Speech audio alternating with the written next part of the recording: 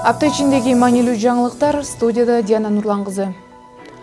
8 майда жеңиш күнүн унутурлай Ички иштер министринин биринчи орун басары Адылбек Бийбосунов жана ИИМдин кадрлар башкы башкармалыгынын жетекчиси, улуу ата мекендик согуштун ардагери Туркен Акунов Бейшенбаев менен тылдын эмгекчиси Чоюнбек Сагынбаевга барышты. Туркен Акун Бейшенбаев 1942 жылдын аягында жаш кезинде эле фронтко кеткен. Ал 1945 жылдын май айына чейин согушкан. Украинадагы согуш учурунда жарадар болуп ооруканага түшкөн.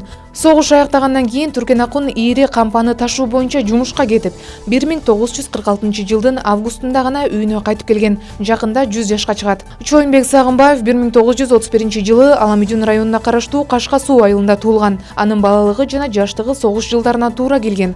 Атасы фронтко кетип, Чоюнбек жаш кезинен бери апасы менен талаада эмгектенүүгө аргасыз болгон. Ал согуштун балдары жана ооруктун эмгекчилери деп аталгандардын бири болуп калды. Согуш бүткөндөн кийин милиционер болуп иштеп, татыктуу эс алганга чейин иштеген. Ош облусунун ички иштер башчысынын орун басары учурунда милициянын полковниги наамында пенсияга чыккан.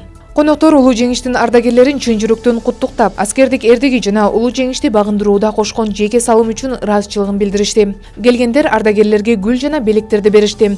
Достук маекте улуу муундун өкүлдөрү өмүр баяны менен бөлүшүп, согуш мезгилин эскерип, камкордугу жана көңүл буруусу үчүн ыраазычылыгын билдиришти.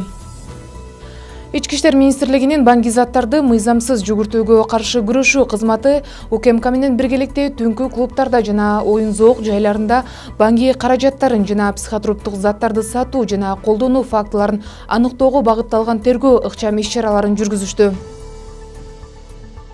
2024 жылдын 4 майына караган түнү ИИМдин банги заттарды мыйзамсыз жүгүртүүгө каршы күрөшүү кызматы жана УКМКнын Бишкек шаары боюнча башкармалыгы Бишкек шаарындагы жабык түнкү клубта ыкчам тергөө иш-чаралары жүргүзүлдү. Иш-чара жаштардын, ошондой эле борбордун конокторунун арасында банги заттарды сатуу жана колдонуу фактыларын аныктоо боюнча жүргүзүлдү.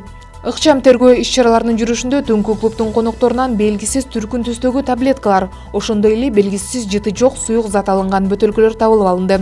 Клубка келгендердин өздүгүн ырастоочу документтерин текшерүүдө төмөндөгүлөр аныкталды. Республиканын жогорку окуу жайларында окутуучу, волонтер болуп иштеген чет мамлекеттердин жарандары экендиги аныкталган. Банги затын колдонгон деп шектелген түнкү клубтун коноктору жана кызматкерлери республикалык наркология жана психиатрия борборуна медициналык текшерүүгө жеткирилди. Жеткирилгендер синтетикалык банги затын колдонгондордун ачык айтышты. Учурда түнкү клубтун иштөөсү токтотулуп, тергөө ыкчам иш-чаралары жүрүп жатат. Жыйынтыгы менен түнкү клубтун ээсине карата процессуалдык чечимдер кабыл алынат. Ички иштер министрлигинин кызматкерлери эл көп чогулган объектилердин коопсуздук кызматтары менен биргеликте коопсуздукту жана террордук актыларды жасоо мүмкүн болгон коркунучтардын алдын алуу боюнча кароо иштерин улантууда. Жерлерде милиция кызматкерлери элдер көп санда бара турган жайлардын ээлерин жана администраторлорун мүмкүн боло турган кылмыштардын жана зордук зомбулуктун алдын алуу үчүн чараларды көрүүгө чакырат. Анын ичинде өткөрүү режимин күчөтүү, коопсуздук тутумдарын орнотуу, жайларды күн сайын кыдырып чыгуу жана коопсуздук кызматкерлерин текшерүү. Ошондой эле өзгөчө кырдаалдардагы иш-аракеттер боюнча нускама жана практикалык сабактарды өткөрүү зарылдыгы баса белгиленди. Ички иштер министрлиги эл көп барган объектилердин ээлерин жана ал жерде иштеп жаткан ишканалардын жетекчилери мыйзамда көрсөтүлгөн коопсуздук талаптарын толук аткаруу, ошону менен бирге жарандардын коопсуздугу талаптарды так жана сапаттуу аткаруудан көз каранды экендигин белгилеп кетишти.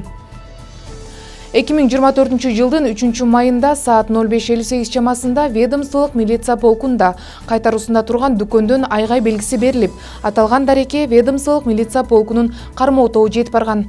Барган учурда дүкөндүн айнеги ачык экендиги аныкталып, дүкөндү курчоого алып нөмөт бөлүмүнө кабарлашкан.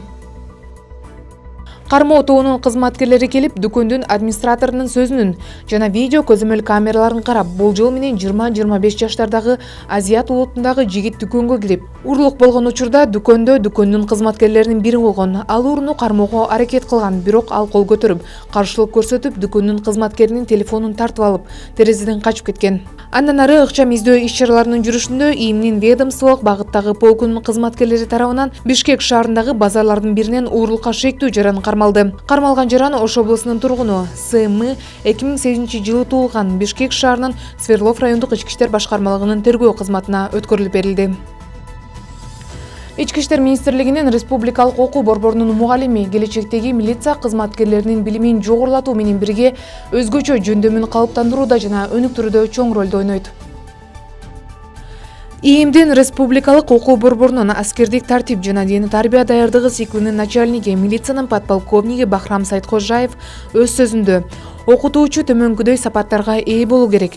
Өз тармагында терең билимге ээ болуп, маалыматты угуучуларга жеткирүүдө компетенттүү болуу, окутуунун жаңы методикаларына, заманбап технологияларды колдонууга жана өзүнүн кесиптик деңгээлин дайыма өркүндөтүүгө ачык болуу, ой пикирлерди жана маданий өзгөчөлүктөрдү урматтоо, эмпатия көрсөтүү жана көйгөйлөрдү чечүүгө жардам берүү, ошондой эле угуучуларды окутуу жана аларды келечектеги кесиптик ишмердүүлүккө даярдоо үчүн жоопкерчиликтүү моюнга алуу, деги эле мугалим максатка жетүүгө жана угуучунун дараметин толук ишке ашырууга жардам бериш керек деп Бахрам Сайткожаев өз сөзүн жыйынтыктады.